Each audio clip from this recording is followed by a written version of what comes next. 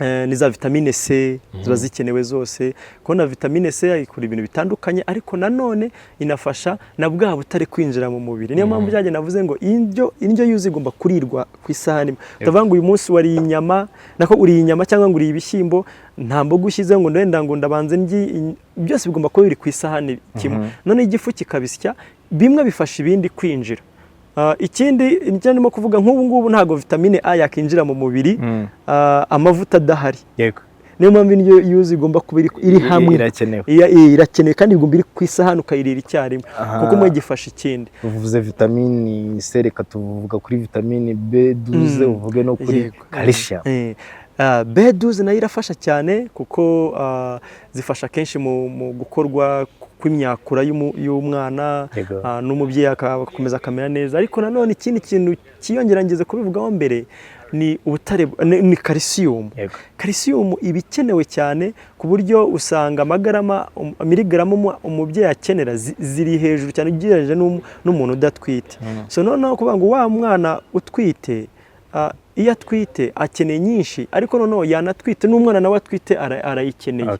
Noneho usanga akenshi wa mwana w'umwangavu iyo atariye ya calcium ihagije, iyo umubyeyi yari afite cyangwa iyo yariye idahagije, umubiri w'umubyeyi ujya mu magufwa yo ukayikuramo ikajya ku mwana.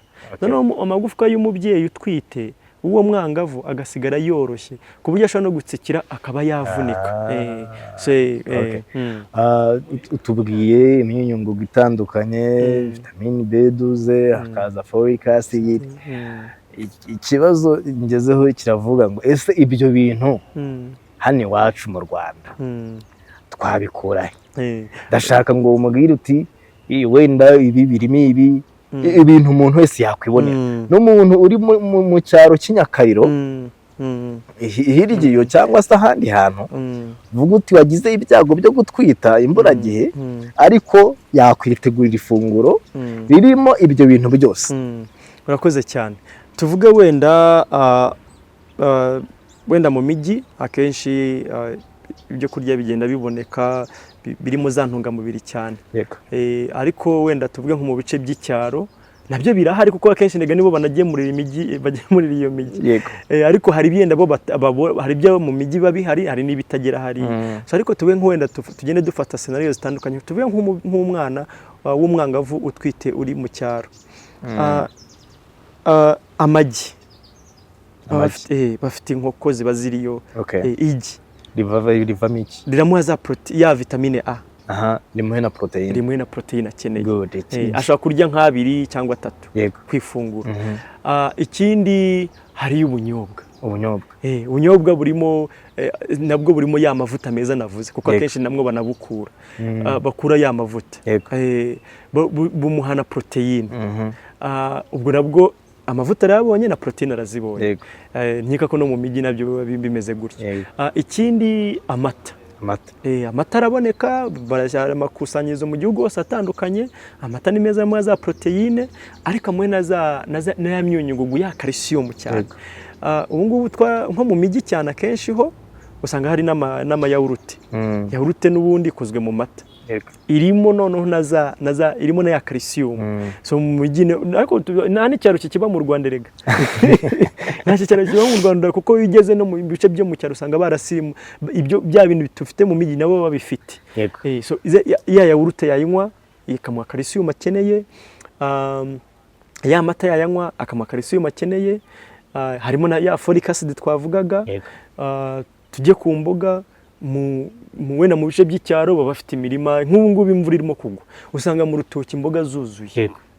So ikiba gikenewe kuzifata bakaziteka bakamenya akamaro kazo. Hari ibisusa mu rutoki, inzuzi ziramera. Ibi bisusa murabizi mu Rwanda, burabifata ni imboga nziza. N'imigozi y'ibijumba irimo zino mboga zose. Imigozi y'ibijumba barayirya. Ntabwo urayiryaho. Ijya imeze neza yose ku bugari. Zino mboga zijimye ziba zirimo zino vitamine, za vitamine A, za folic acid. Izo zose ziba zirimo hariya. So nukuvuga ngo ifunguro, ibijumba biba bihari, ibitoki baba bifite, umuceri nayo iba hari, kawunga, ibigori barabyegereza, barabyeza, babishesha. Ni ukuvuga ngo hari bya bitanga isukari, ari byo bya bijumba n'ibirayi birahari, biri bumuhe imugufu. Hari na bya bindi bihari biza kumuha ibyubaka umubiri arizo poroteyine, harimo amagi, harimo n'inyama, n'akanyama iyo wakabonye ni sawa.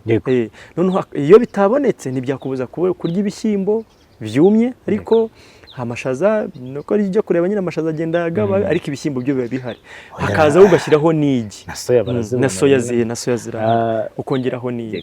Tugana ku musozo w'ikiganiro cyiza twagiranye, ndashaka wenda tuvuge ku bibujijwe. Ugiye kutubwira ku bibujijwe, ni iki umuntu umwangavu twite abujijwe ku buzima bwe kurya cyangwa se kunywa cyagira ikibazo no ku mwana? Icya kabiri uratubwira miti cyangwa se ibintu abantu bakunda gukabiriza cyangwa se bakabeshya by'ibinyoma bigendanye no gutwita n'ibyo kurya, niba hari yuzi uko hari nk'igihe byo kumva ngo usanga ngo umudamu atwite ngo arya ibitaka, ntabwo tuba tuzi cyabaye actually, aho ngo hari abantu bakunda ngo urwarwa ngo bararurikiye. Uraza kubitubwira, urahera kuri ibyo, ubundi uraza noneho udusoreza utubwira inama wagira abo bantu, ariko nanone ugaruka ku bantu babana n'ubumuga. Kuri kiriya rumbajije, ese umubyeyi ni iki abujijwe kunywa cyangwa kurya? Akenshi ikintu dukunda, ikibazo gikunda kubaho ni ikintu kijyanye n'inzoga. Yego. Usanga n'ubundi rwa rubyiruko akenshi niyo batangira kunywa inzoga, usanga deja rimwe na rimwe usanga yaratangiye kunywa inzoga. Yego. So kuzivaho rimwe na rimwe bikanamunanira, cyangwa se noneho akajya bakamubwira wenda, cyangwa akanayinywa yihishe. Kandi inzoga iyo akimara kuyinywa ihita igera ku mwana direct, no mu mashereka ibirimo. So bituma rero bidindiza imikurire y'ubwonko, kuko kiriya gihe utwite umwana ubwonko bwe buba burimo gukura cyane. So rero iyo anyweye iriya nzoga, akenshi usanga ituma ubwonko bw'umwana budakura. Akenshi tubibona umwana atangiye ishuri, ariko usanga ababyeyi bavuga ati ntacyo bitwaye. Noneho niyo bageze konsa bati, hari n'abamubwira ko aba yumva amakuru atandukanye, usanga bamubwira yuko ngo izana n'amashereka. Akenshi usanga rero nko ku byo kunywa nicyo cyane, inzoga, hari n'abanywa itabi, ugasanga nabyo byose bigateza ibibazo. Ku byo kurya nta bintu byinshi bihari usanga ababyeyi barya bishobora gutuma kugira ingaruka ku buzima bw'umwana. Gusa wenda nk'uko wari ubivuze, hari ibyo bashobora kurya ugasanga arimo kurya nk'itaka, ariko byo ni ukurarikira ikintu. Akenshi abagomba kwegera abaganga bashinzwe imirire, cyangwa se n'abantu bashinzwe psychologist, bashaka kumufasha kureba bya bintu barya bitamufasha, bitamuha intungamubiri, cyangwa binangiza n'ubuzima bwe n'ubw'umwana. So kugira ngo bamufashe barebe ko yabivaho. Ku bantu babana n'ubumuga noneho batwite babana n'ubumuga n'ibyo kurya, urase ku ntego. Ku bantu bafite ubumuga kenshi ikibazo bagira ni kimwe, ko ari ubumuga, hari umuntu aba afite ubumuga bukomatanyije. Ubumuga bukomatanyije niho bakunze kugira ibibazo, ariko nabwo ikibazo bakunze kugira ni access ku byo kurya.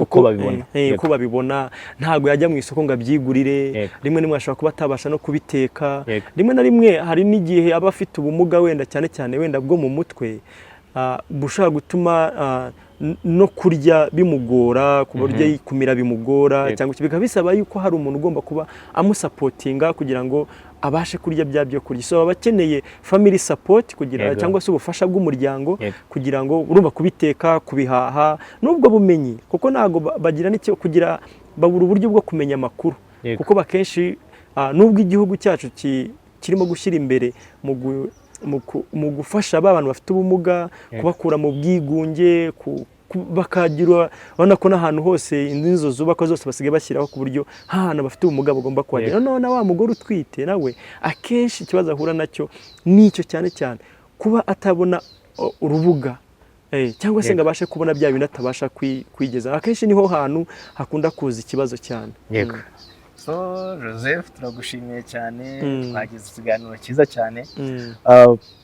usoza tugana ku musozo ni ubuhe butumwa mu ncamake wabwira abadukurikiye ukagaruka ku byo twaganiyeho ibyo kurya bikeneye umuntu atwite ndetse cyane cyane ukanabwira abadukurikiye uburyo twafasha n'abo bantu babana n'ubumuga. Urakoze cyane.